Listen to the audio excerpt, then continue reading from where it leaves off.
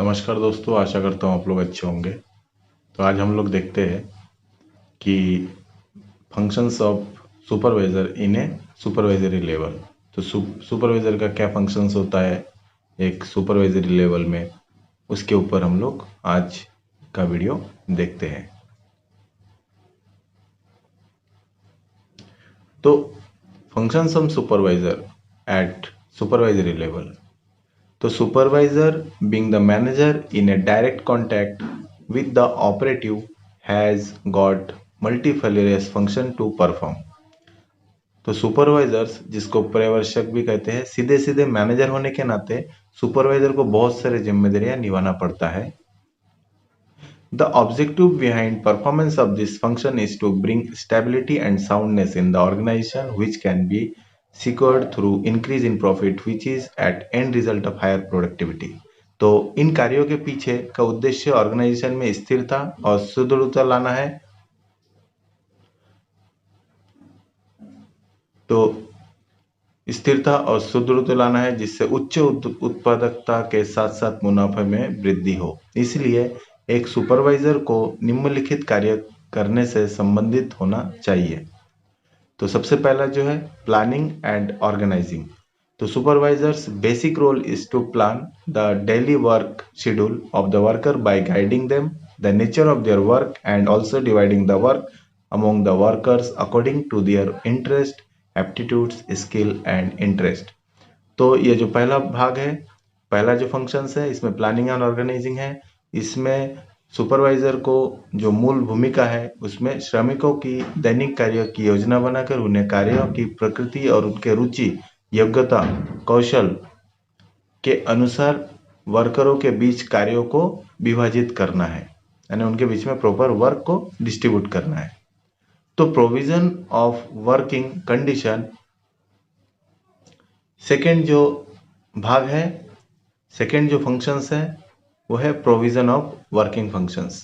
तो ये supervisor play an important role in the physical setting of the factory and in arranging the physical resources at right place. This involves providing proper sitting place, ventilation, lighting, water facilities, etc. to worker. His main responsibility is here to provide healthy and hygienic condition to the worker।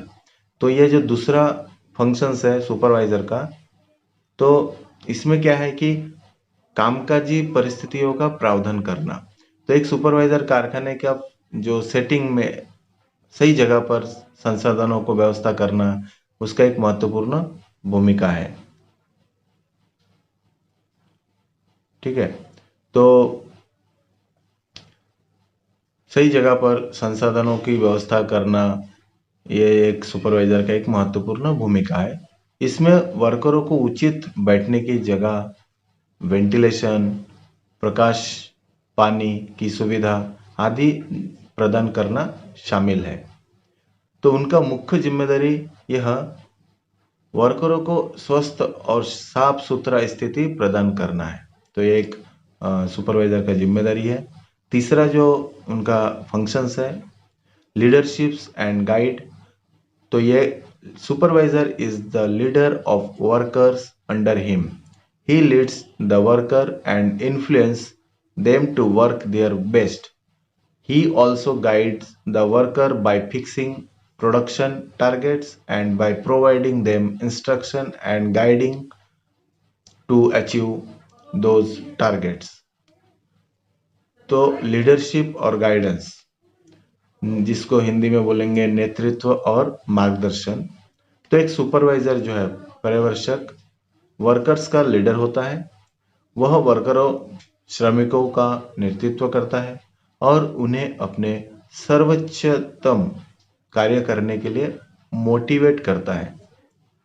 वह production target, उत्पादन लक्ष्यों को निर्धारित करके और उन लक्ष्यों को प्राप्त करने के लिए निर्देश प्रदान करने वर्करों का मार्गदर्शन करता है। तो वह प्रोडक्शन टारगेट, उत्पादन लक्ष्यों को निर्धारित करके और उन लक्ष्यों को प्राप्त करने के लिए निर्देश प्रदान करके वर्करों का मार्गदर्शन करता है। उसके बाद जो फंक्शंस है वो है मोटिवेशन। ये supervisor play N important role by providing different incentives to worker to perform better. There are different monetary and non-monetary incentives which can inspire the worker to work better.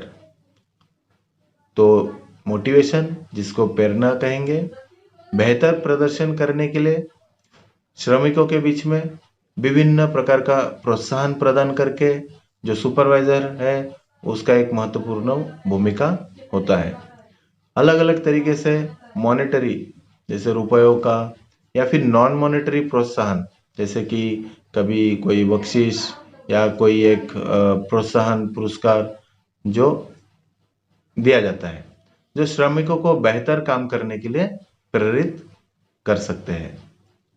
उसके बाद जो functions है एक supervisor का, वह है controlling यानी नियंत्रण। Controlling is an important functions performed by supervisor. This will involve recording the actual performance against the time schedule.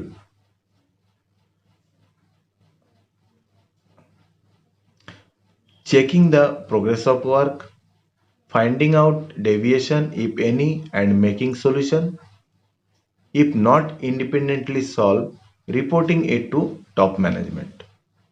तो जो कंट्रोलिंग, जिसको बोलेंगे नियंत्रण, तो कंट्रोलिंग एक महत्वपूर्ण कार्य है जो सुपरवाइजर द्वारा किया जाता है। इसमें actual performance against the time record किया जाता है, यानी किसका परफॉर्मेंस या उसका प्रदर्शन कैसा है वो जो है एक कहीं पे अंकित किया जाता है, और कार्य के प्रगति की जांच किया जाता है। यदि कोई समस्या हो तो उसका पता लगाना और उसका समाधान करना सुपरवाइजर का काम है। यदि सुपरवाइजर समस्या हल नहीं कर पा रहे हैं तो इसे टॉप मैनेजमेंट को रिपोर्ट करना शामिल है। नेक्स्ट जो फंक्शंस है एक सुपरवाइजर का, वो है लिंकिंग पिन। तो लिंकिंग पिन ये supervisor proves to be a linking pin between management and workers. He communicates the policies of management to worker, also pass instruction to them on behalf of management. On the other hand, he has a close contact with the workers and therefore can interact the problem, complaints, suggestions, etc. to the management. So in this way, he communicates worker problem and bring it to the notice of management. तो linking pin ये जो भूमिका है, functions है, तो एक supervisor management और worker के बीच का एक लिंकिंग पिन बोलेंगे, या फिर एक है ना पुलिया, एक ब्रिज का काम करता है। तो वर्कर के लिए मैनेजमेंट की जो भी पॉलिसियां होता है उसको सुपरवाइजर द्वारा ही वर्कर तक पहुंचाया जाता है, या फिर उसको निर्देश दिया जाता है वर्कर को। सुपरवाइजर का मैनेजमेंट की पॉलिसी सुपरवाइजर द्वारा वर्कर को पहुंचाया जाता है। दूसरी ओर उनका वर्कर के साथ घनिष्ठ संपर्क रहता है और इसलिए उनके समस्याओं, शिकायतें, सुझाव आदि का मैनेजमेंट से बातचीत करके सुलझाया जाता है। इस प्रकार से ये लिंकिंग पिन का भूमिका जो है सुपरवाइजर के हिस्से में आता है। उसके बाद है ग्रीवेंस हैंडलिंग, जो भी समस्या है उसको कैसे हैंडल करना। The supervisor can handle the grievances of the workers effectively. For this he has to do the following things. He can be in direct touch with worker by winning the confidence of the worker, by solving their problems, by talking worker problem on humanitarian ground. If he cannot tackle it independently, he can take the help and advice of management to solve it. तो grievance handling मतलब शिकायत से निपटना। जो भी problem आता है, जो भी शिकायत आता है, उसको एक सुपरवाइजर किस प्रकार से निपटता है। तो सुपरवाइजर जो वर्करों की शिकायतों को प्रभावी ढंग से संभाल सकता है, इसके लिए उसे निम्नलिखित कार्य करने होते हैं।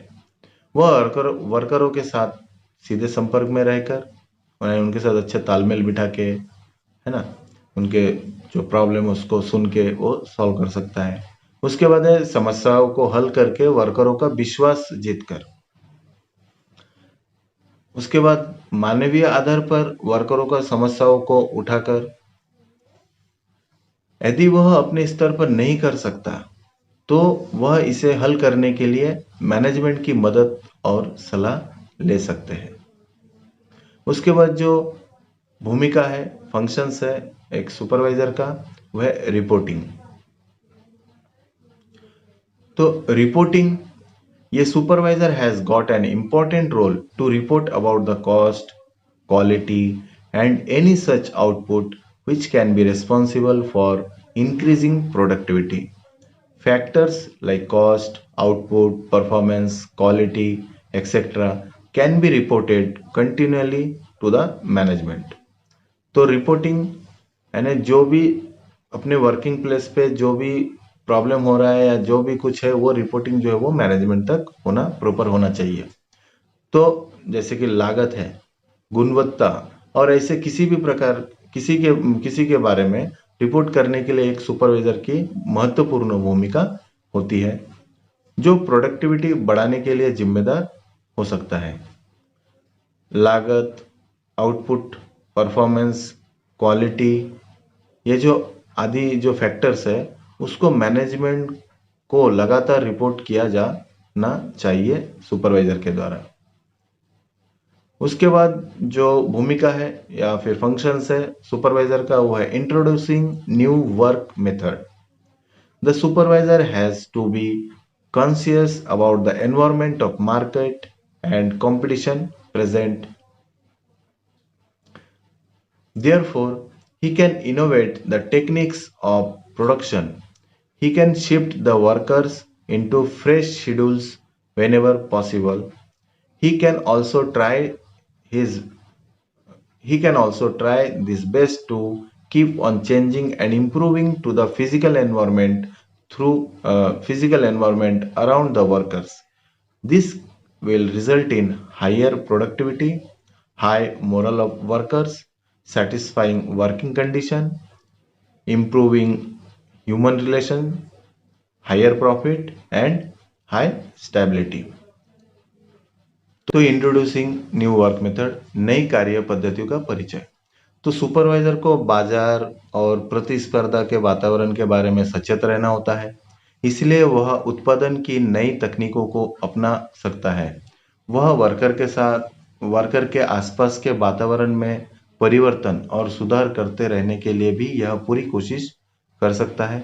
इसका परिणाम यह होगा कि उच्चतर उत्पादकता यानी प्रोडक्शन का जो क्वालिटी है वो इम्प्रूव होगा, वर्करों का जो मनोबल जो है वो उच्च होगा, संतोषजनक स्थिति निर्माण होगा, मानवीय संबंधों में सुधार होगा, जो इंटर रिलेशन जो है वो बहुत ही अच्छा होगा और उच्च लाभ मिलेगा यानी हाई प्रॉफिट मिलेगा और एक स्टेबिलिटी जो होगा वो निर्माण होगा, यानी एक बिजनेस में या प्लांट में एक अच्छा स्टेबिलिटी फॉर्म होगा। नेक्स्ट जो फंक्शंस है सुपरवाइजर का, वो enforcing discipline.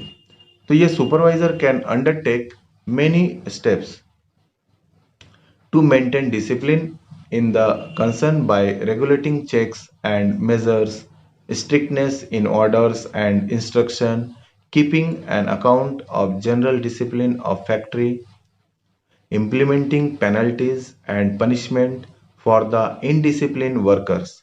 All these above steps help in improving the overall discipline of the factory.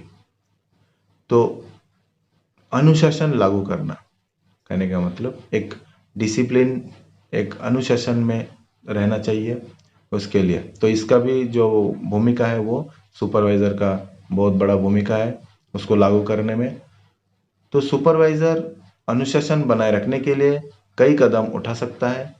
आदेशों और निर्देशों में सख्ती, कारखाने के सामान्य अनुशासन का लेखा-जोखा रखना, कारखाने का सामान्य अनुशासन का लेखा-जोखा रखना, अनुशासनहीनता, जो श्रमिक है या वर्कर है उनके लिए दंड का प्रावधान रखना, ये सभी जो स्टेप्स है इसके द्वारा कारखाने में जो है समग्र अनुशासन को बेहतर बनाने में मदद करता है। तो ये जो इतने सारे फंक्शंस है एक सुपरवाइजर को, एक जो सुपरवाइजरी लेवल है जो एकदम ग्राउंड लेवल का जो मैनेजमेंट है उनको करना पड़ता है। तो ये सब एक सुपरवाइजर का फंक्शंस है। तो उम्मीद करता हूँ समझ गए होंगे आज का वीडियो। तो आशा करता हूँ आप लोगों को अच्छा लगा होगा। अगर अच्छा लगा है तो लाइक करो, सब्सक्राइब करो और अधिक से अधिक लोगों तक इसे शेयर करो। धन्यवाद।